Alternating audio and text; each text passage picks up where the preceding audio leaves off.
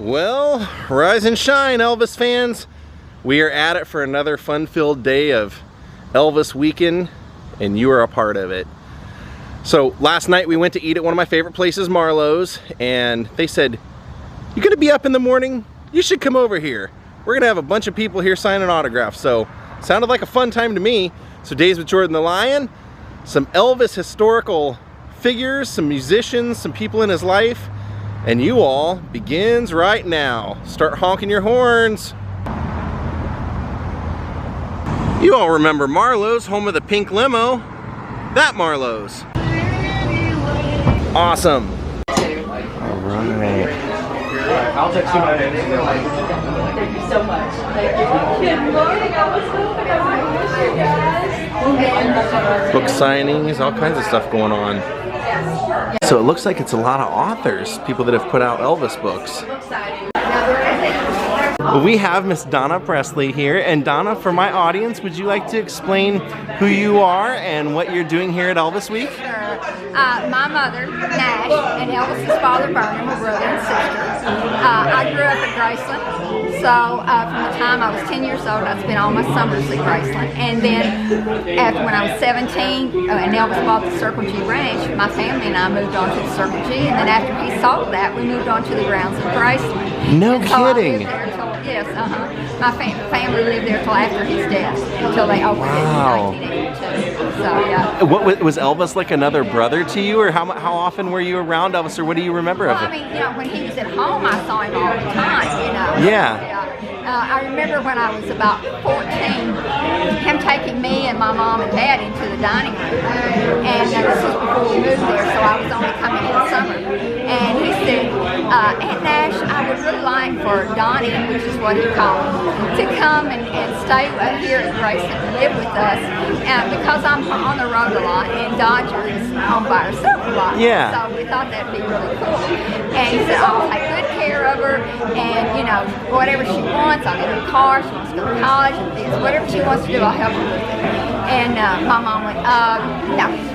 Yeah, a little too much freedom, huh? That's my little girl. She's going home with me. But yeah, and I come here on Elvis Week to be with the fans and pay tribute and, you know, remember Elvis and all the love and devotion and everything that he's done for That's so cool. That's so nice of you. And what, you have a book here. What is your book about? This is One Flower While I Live, and actually my mother wrote this in 1987, but there was only 1,200 that were published. Yeah. And so I had so many requests for it that I came back and I republished it. That's so great. So we have that, and of course I have my own website now, the Donna Presley Collection.com, where we're doing jackets from each of Elvis's movies.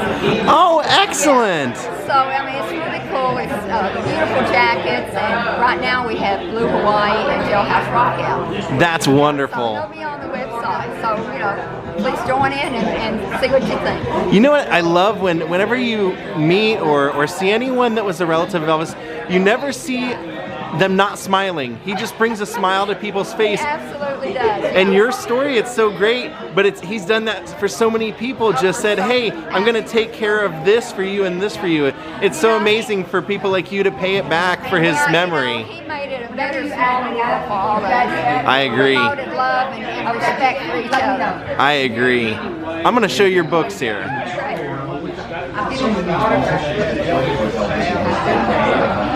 You can also get your beautiful picture there. Oh, thank you so much.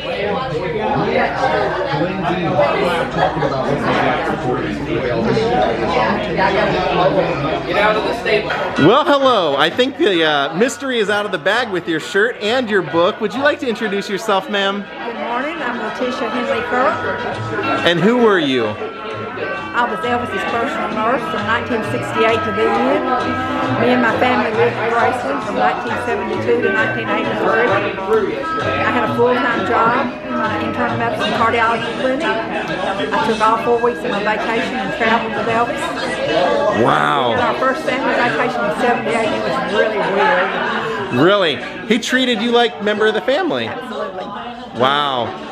How was he on a daily basis? Did you have to, were you in contact with him every day, or was this just, you were in the house just in case something would go wrong, or? We were in a trailer in the backyard. I was just there for convenience. I had 2 daughters. When Lisa would come in town, we lived out in East Memphis.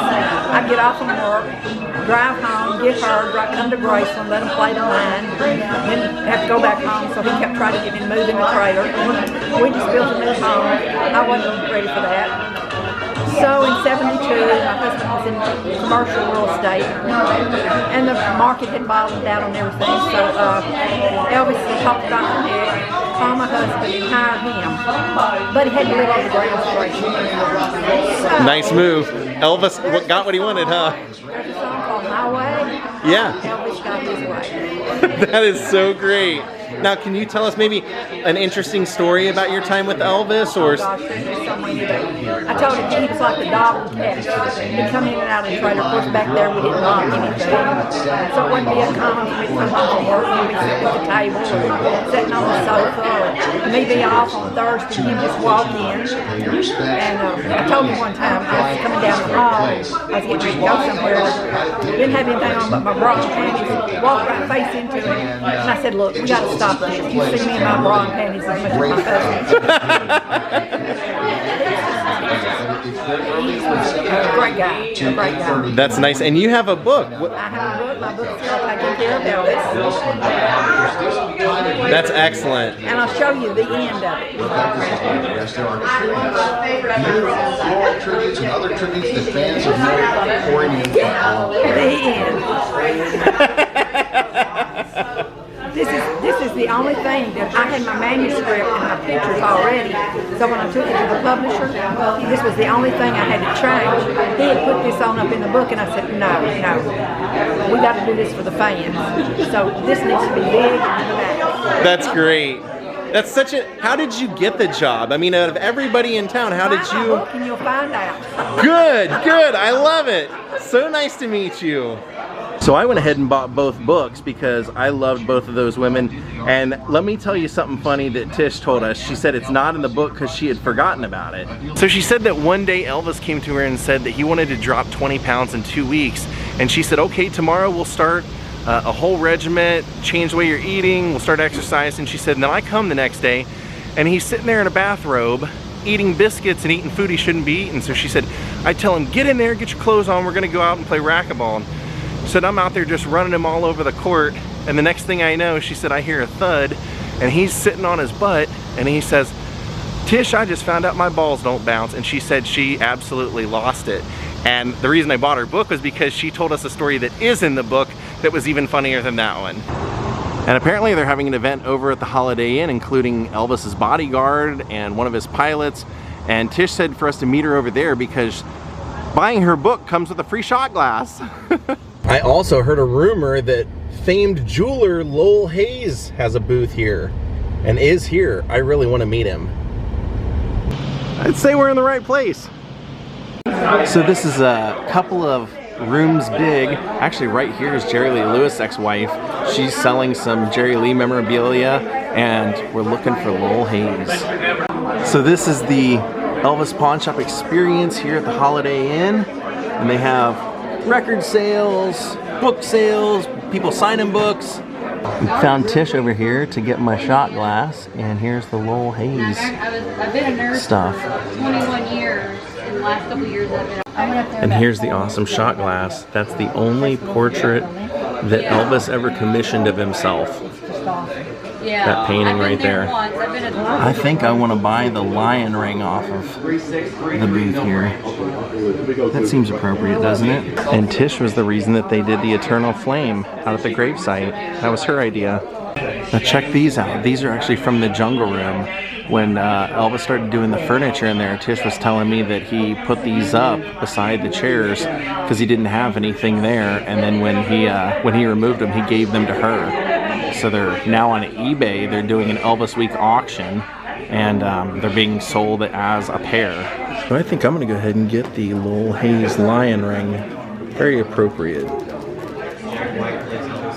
I am so tempted to buy that on-air lamp. It's an Elvis lamp. It's got a picture of him at the bottom. It's got a microphone. It's $100. I don't know. And they're also auctioning this gun handle that was Elvis's that he gave to Tish on eBay. Well, here we are, Mr. Lowell Hayes. I think one of the things that I most associate with you is obviously Elvis Presley and that TCB necklace that you're wearing and that I wear every day, and my best friend, who's the drummer Kiss, wears his every single day, and everybody I know that has one wears every day. Yeah. How did you meet Elvis? I was a friend of his doctor, Nicopolis. I met him through Dr. Nick. And what kind of a guy was, I mean, because I had read stories Elvis would decide in the middle of the night, he wanted something, he'd call you and wake you up out of bed to do it. Oh, he did it numerous times. Did he have ideas exactly what he wanted, or did he just say, I need something new? No, sometimes he did. Sometimes if he had a young lady with him, he would know what her birthstone was, and he would tell me he needed a sapphire ring. And you were expected to get up and make it right then and there. Absolutely. Well, not make it necessarily. I had a jewelry store, Right. full of jewelry. So you had to get on it though, because he wanted it. When he wanted stuff, he wanted it now. He did. Yeah. Now there's a crazy story. He didn't even question. He just expected it. There. It didn't matter if it was 3 o'clock in the morning. Was he your best customer? At that time, he was. Yeah. Now, I had heard the kind of the crazy story was that he called and said, I want you to do an engagement ring, but you said, I can't make that for you. I don't have a stone that big. Can you tell that story? Well, I've told it numerous times, but he said he wanted an engagement ring made for a ginger with a stone the size of the stone in his TCB ring. And I said, where am I going to get an 11.5 carat diamond in the middle of the night, Elvis? And he said, well, I don't know, but that's what I want. And I said, well, I can't get an 11.5 carat diamond in the middle of the night. He said, okay, I'll find it somewhere else. I said, okay. I went back to sleep. And in about a half hour, the phone rings again. He said, Lowell, sir, he said, I got to have an engagement ring, and I got to have it tonight. What are you going to do? I said, I don't know, Elvis, but I can't do this. So he said, okay. So I tried to go back to sleep, and I thought about, he wants a ring with a diamond the size of the TCB ring. So I called him back, and I said, Elvis, why don't I just take the diamond out of your TCB ring and make her a ring?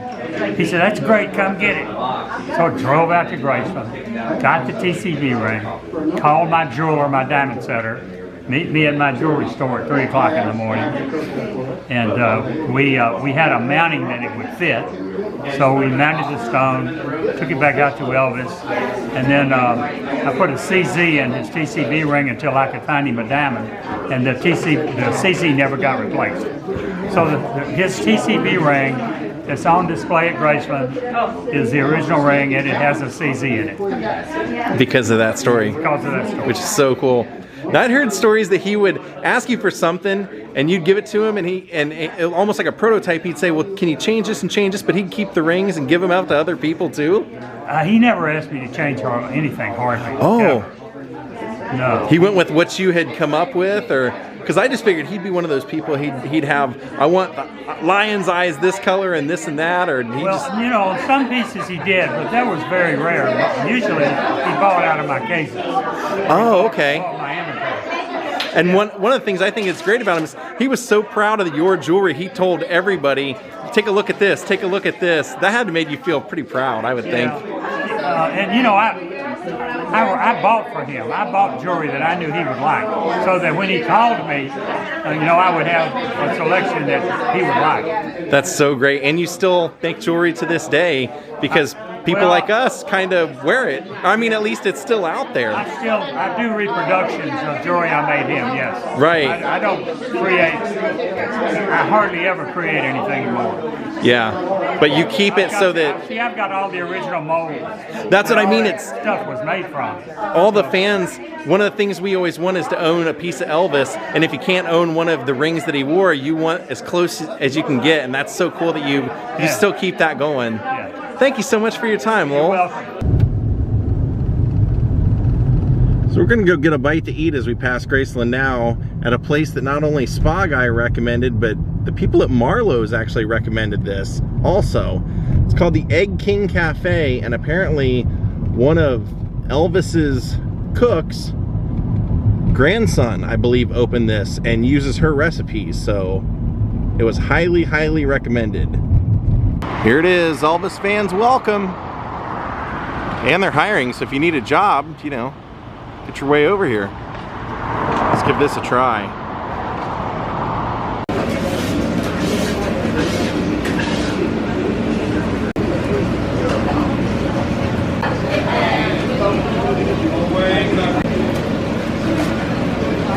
See their logo?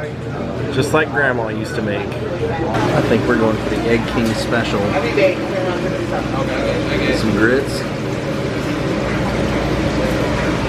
I think we're gonna get two things and share them. So we're gonna get the Egg King Special and the King's Delight omelet. All right, our food is here and covered. So here we go. Here's the pancakes, the sausage, eggs. Our grits are over here with the omelet. I can't wait to try this. We're gonna share it, and I think it's gonna be amazing. That was funny. She goes, she did the Clark Griswold drum roll. Drum roll, please. Go ahead, go ahead. Trying the grits. She liked her first grits. I'm gonna try the pancakes.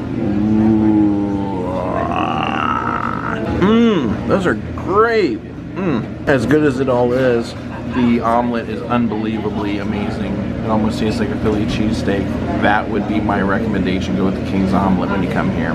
If I just ate the same recipes that Elvis ate, then I'm in heaven, because that food was incredible. If you're in town, definitely come here. This stuff was amazing. That's just the cherry on top for this visit.